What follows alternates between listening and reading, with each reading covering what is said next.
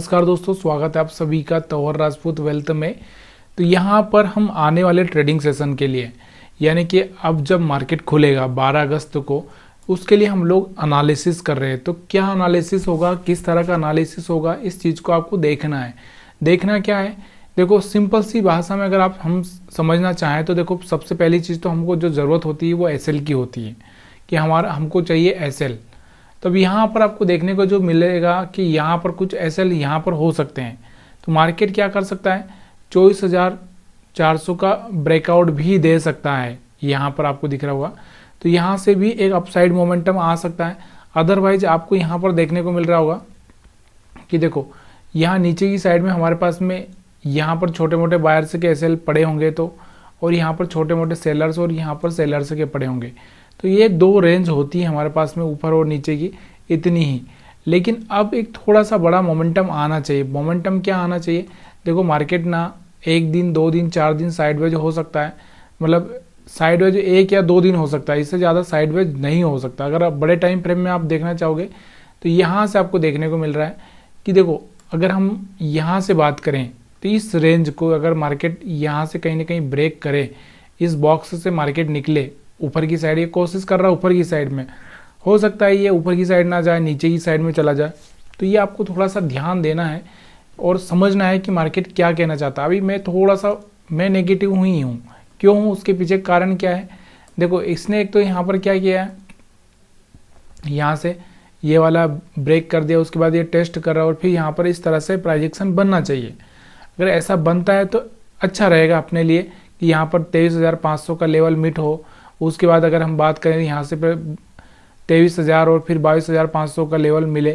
कारण क्या है, देखो ग्लोबल संकेत अगर हम देखें तो यहाँ से आपको देखने को मिल रहा होगा ग्लोबल संकेत, मतलब ग्लोबल हम बात करें तो जैसे यूएस के मार्केट की बात करें, डाउ जोन्स की बात करें, तो यहाँ पर आपको दिख रहा होगा इसमें कोई खास बढ़त नहीं देखी। जब लास्ट टाइम ये क्लोज हुआ है तब यहाँ पर 0.13 की ही थोड़ी सी ग्रीन दिखा है, बाकी और कुछ यहाँ पर दिखाई नहीं दिया। आपको दिख रहा होगा यहाँ से यहाँ तक गया, वापस से यहाँ पर, मतलब एक रेंज में ही आकर मार्केट क्लोज होता हुआ दिख रहा है।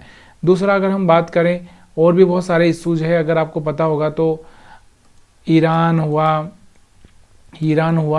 या हम बात करें यहाँ से बांग्लादेश हुआ, ये इशू अभी तक भी ठीक नहीं हुए हैं। और ग्लोबली अगर हम बात करें तो यहाँ से थोड़ा सा प्रॉब्लम है। लेकिन हम लोग थोड़ा सा यही देखेंगे कि जहाँ भी मार्केट खुले हम लोगों को क्या करना है, सिर्फ मार्केट में यही देखना है कि कहाँ पर हमारे एसएल पड़े हैं और कहाँ पर लोगों के एसएल पड़े हैं। तो उस हिसाब से अगर हम लोग बात करेंगे तो यहाँ पर अभी थोड़ा सा अपने को जो देखने को मिल रहा है निफ्टी 50 पर, तो यहाँ पर आपको दिख रहा होगा थोड़ा सा ये वाला पॉइंट हो सकता है और ये वाला। और अगर नीचे की तरफ निकलता है तो ये जो गैप अप है, यहाँ पर जो गैप अप देखने को मिल रहा है आपको, ये गैप अप फिल हो सकता है। ठीक है, तो इस चीज़ को आपको थोड़ा सा देखना है कि मार्केट किस साइड में बैठता है। अब ये इस साइड में अगर जाता है तो ये फिर गैप अप फिल कर देगा और इसके नीचे लो ब्रेक कर देगा।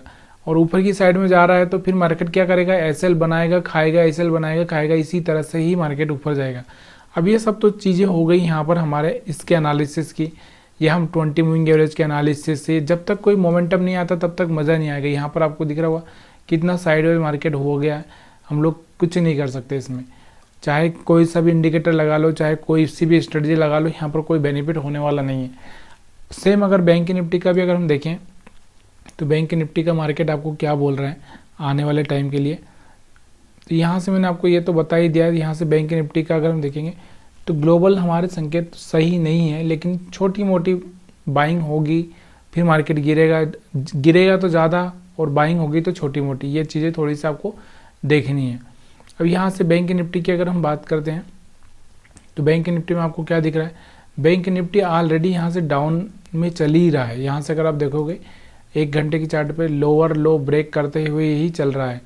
यहाँ से जब तक कोई हाई ब्रेक नहीं हो जाता है, जब तक हम लोग यहाँ से, अब ये यहाँ से या थोड़ा सा यहाँ से 51,000 तक जाके वापस से यहाँ पर गिर सकता है, जब तक ये एक ट्रेंड लाइन को ब्रेक नहीं करता और उस पर सस्टेन नहीं करता, तब तक यहाँ पर ये पॉसिबिलिटी थोड़ी सी देखने को मिल रही है। बाकी थोड़े रिजल्ट अच्छे आ रहे हैं। अभी हमारा आरबीआई का पॉलिसी का जो था वो भी निकल चुका है, तो ऐसे हम लोग थोड़ा सा इस बात पर ही फोकस करेंगे। देखो मैंने आपको एक ही चीज़ बताई है और अभी फिर से मैं वही बता रहा हूँ कि देखो सेटअप कोई सा भी हो, सबसे पहले आपको ये फाइंड आउट करना है कि भाई मेरे को ट्रेड किस चीज़ से करना है, कैंडल स्टिक्स को देखकर ट्रेड करना है या फिर मेरे को कोई इंडिकेटर देखकर ट्रेड करना है। उस चीज़ को आपको थोड़ा सा ना एक ही चीज़ को पकड़ के ट्रेड करना है। जैसे आप मैं यहाँ पर बता देता हूँ कि मान लो मेरे को ट्रेड करना होता है तो जैसे ये कोई हाई ब्रेक हो गया तो यहाँ रिजेक्शन मिला, मैं सेल कर देता हूँ, ठीक है। अगर यहाँ पर आपको दिख रहा है कोई हाई ब्रेक हुआ, रिजेक्शन मिला, मैं सेल कर देता हूँ। तो ये चीज़ें कभी कभी ऐसे काम कर जाती है। अब आप इसी चीज़ पर फोकस करते रहोगे तो आपको ये पता चलेगा कि आप कहाँ पर फेल हो रहा है, कहाँ पर नहीं होगा, या फिर आपका एक ऐसे लीड होगा, इससे ज़्यादा क्या हो सकता है। लेकिन यहाँ से जब भी आपको ऐसे मौके मिलेंगे तो अच्छा सा प्रॉफिट बनता हुआ दिखेगा। लेकिन क्या होगा कि आप सब चीज़ें देखोगे, यहाँ से मैं आपको बता दूँ प्राइस एक्शन देख लो, फिर यहाँ से ट्रेंड लाइन देख लो, ये देख लो, वो देख लो। दुनिया की चीज़ें देखने से कोई फ़ायदा नहीं है। सिंपल सी चीज़ें मैं आपको बता रहा हूँ कि इस पर फोकस करना है कि आपको एक ही चीज़ पकड़ना है, चाहे वो मूविंग एवरेज पकड़ लो, चाहे आप जो भी RSI या फिर आप जो ट्रेंड लाइन पकड़ना चाहते हैं। जैसे आपकी ट्रेंड लाइन कोई ब्रेक होती है, आपका ट्रेड बन जाता है।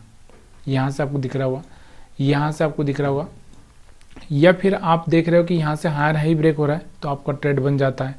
तो ये एक ही चीज़ को पकड़ के ट्रेड करो, तभी जाके आपको मज़ा आएगा, तभी जाके आपको पता चलेगा कि एवरेज महीने में आपका क्या रिटर्न रहा है और किस तरह से ये काम किया है। तो ये चीज़ें आपको थोड़ा सा ध्यान देना है। और बाकी तो मैंने आपको बता दिया कि अभी हमारे पास में कोई ऐसी रेंज ही नहीं है जिस पे हम एनालिसिस कर पाएँ, जिससे हम लोग ये बात कर पाएँ कि मार्केट में आगे क्या होगा। ज़्यादातर तो मैं यही बोल रहा हूँ कि अगर ये सेलिंग का मार्केट है तो यहाँ से एक फ्लैग पैटर्न बन चुका है, अब यहाँ से वापस से नीचे जाना चाहिए, और यहाँ से अगर ये ब्रेकआउट करेगा तो फिर यहाँ से फिर मार्केट अपसाइड में मोमेंटम ले सकता है। वीडियो देखने के लिए आप सभी का बहुत बहुत धन्यवाद।